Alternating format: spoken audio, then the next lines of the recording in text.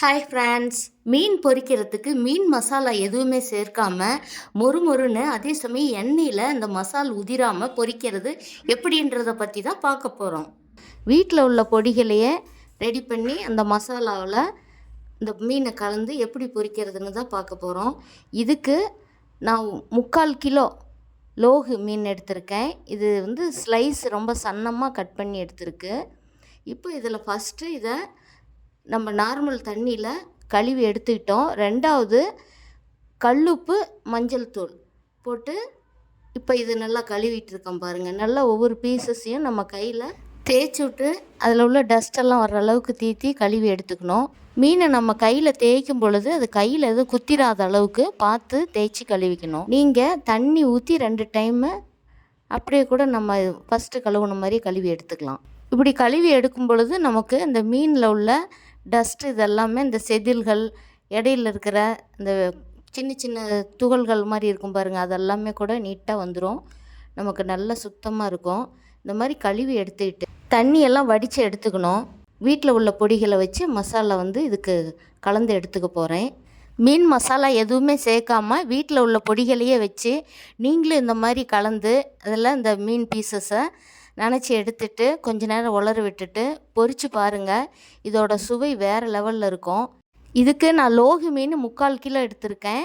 3/4 spoon வரமிளகாத்தூள், 1 spoon மல்லித்தூள், 1/2 spoon garam masala.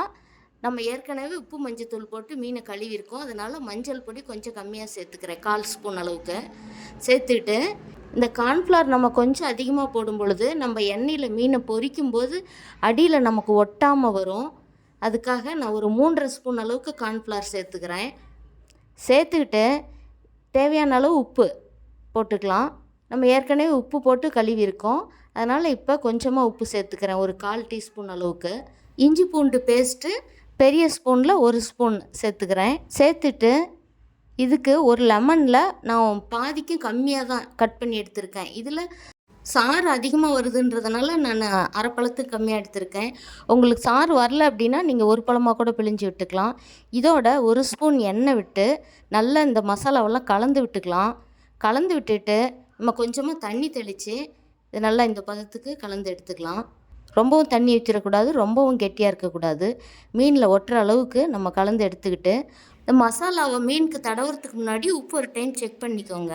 ஒவ்வொரு பீசஸ்க்காக நான் இந்த மாதிரி தடவிக்கிறேன். இந்த மாதிரி தடவி எடுக்கும் பொழுது இந்த மீனில் இந்த மசாலா நல்லா ஒட்டும். இதே போலவே எல்லா பீசஸ்க்கும் மசாலா தடவி எடுத்துக்கலாம். நான் ரெடி பண்ண இந்த மசாலா மாதிரி நீங்களும் ரெடி பண்ணி இது போல் பொரித்து பாருங்கள். இந்த எண்ணெயில் மசாலா கொஞ்சம் கூட உதிராது.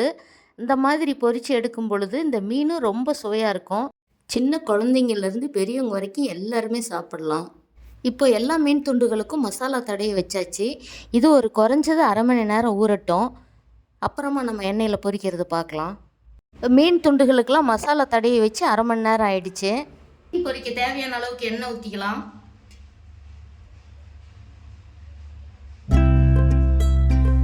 ஸ்டவ்வை லோ ஃப்ளேமில் வச்சுருக்கேன். எண்ணெய் காஞ்சிருச்சு நல்லா. இப்போ நான் ஒவ்வொரு பீஸாக தான் போட்டு எடுக்க போகிறேன்.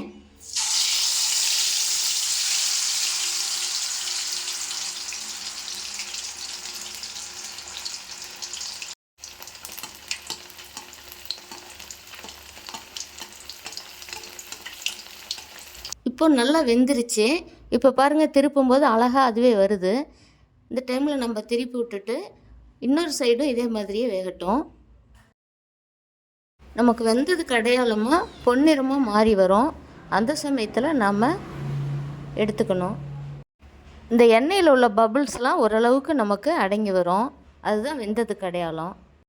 இப்போ நல்லா 2 சைடும் பொரிஞ்சு நமக்கு கலர் மாறி சூப்பராக பொரிஞ்சு வந்துருச்சு. இந்த டைமில் நம்ம எடுத்துக்கலாம்.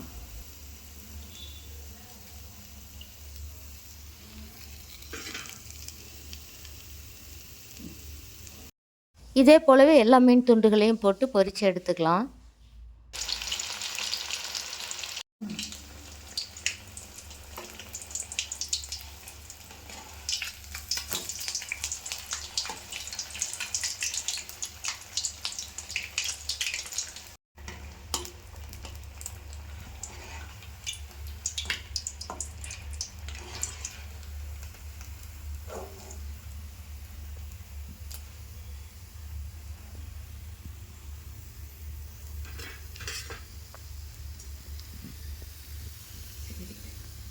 இப்போ எல்லா மீன் துண்டுகளையும் பொரித்து எடுத்தாச்சு.